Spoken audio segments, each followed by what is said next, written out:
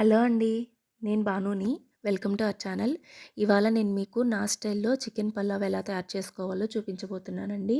ముందుగా కడిగి తీసుకున్న చికెన్‌లోకి ఒక హాఫ్ టేబుల్ స్పూన్ వరకు పసుపుని తీసుకున్నాను. ఒక 1 టేబుల్ స్పూన్ వరకు సాల్ట్‌ని యాడ్ చేస్తున్నాను. అదేవిధంగా ఒక 2 టేబుల్ స్పూన్ వరకు కారాన్ని తీసుకున్నానండి. కారాన్ని కూడా యాడ్ చేసిన తర్వాత ఒక 3 టేబుల్ స్పూన్స్ వరకు అల్లం వెల్లుల్లి పేస్ట్‌ని తీసుకున్నాను. అల్లం వెల్లుల్లి పేస్ట్ కూడా యాడ్ చేసిన తర్వాత ఒక 1 టేబుల్ స్పూన్ వరకు గరం మసాలాను కూడా యాడ్ చేస్తున్నానండి.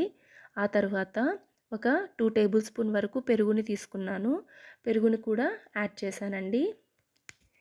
ఈ విధంగా యాడ్ చేసిన తర్వాత మనం వేసిన మసాలాలన్నీ చికెన్ పీసెస్‌కి బాగా పట్టేలాగా ఈ విధంగా మిక్స్ చేసుకుంటున్నానండి.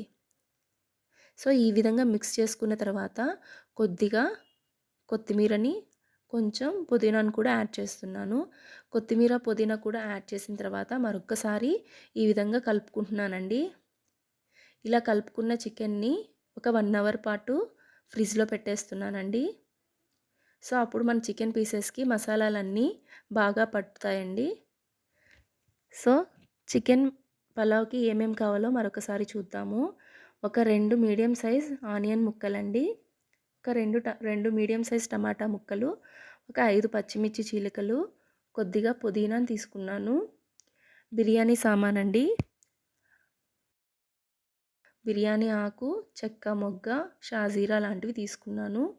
కడాయి పెట్టుకొని దాంట్లో ఒక 3 టేబుల్ స్పూన్స్ వరకు ఆయిల్‌ని యాడ్ చేస్తున్నానండి.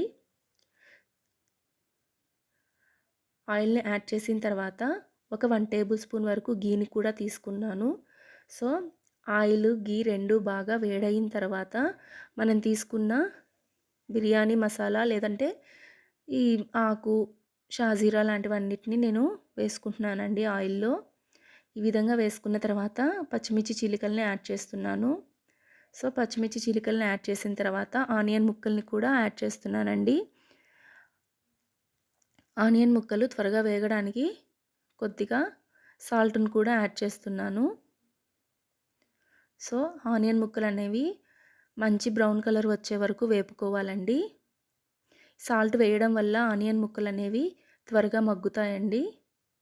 సో, ఆనియన్ ముక్కలనేవి బాగా మగ్గిపోయిన తర్వాత మనం తీసుకున్న టమాటా ముక్కల్ని కూడా నేనిక్కడ యాడ్ చేస్తున్నానండి. టమాటా ముక్కలు వేశాక ఈ విధంగా ఒకసారి కలుపుకోవాలి. తర్వాత మూత పెట్టేసి టమాటా ముక్కలు కొద్దిగా మగ్గేలాగా చూసుకోవాలండి. ఇప్పుడు టమాటా ముక్కలు కూడా మగ్గిపోయాయి కదండీ! ఇప్పుడు దీనిలోకి ఒక 2 టేబుల్ స్పూన్స్ వరకు అల్లం వెల్లుల్లి పేస్ట్‌ని యాడ్ చేస్తున్నాను.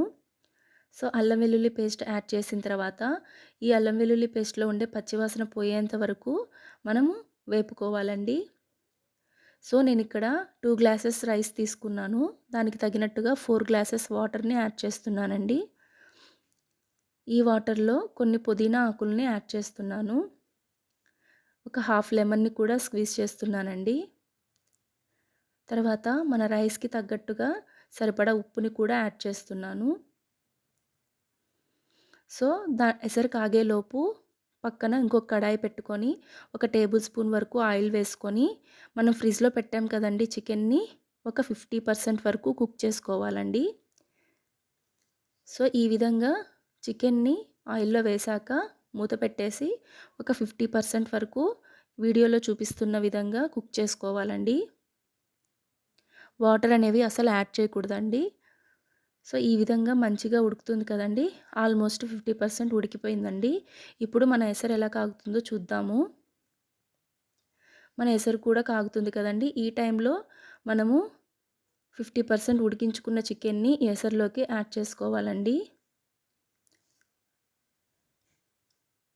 ఈ విధంగా యాడ్ చేసుకున్న తరువాత తీసుకున్న రైస్‌ని మొత్తం యాడ్ చేస్తున్నానండి.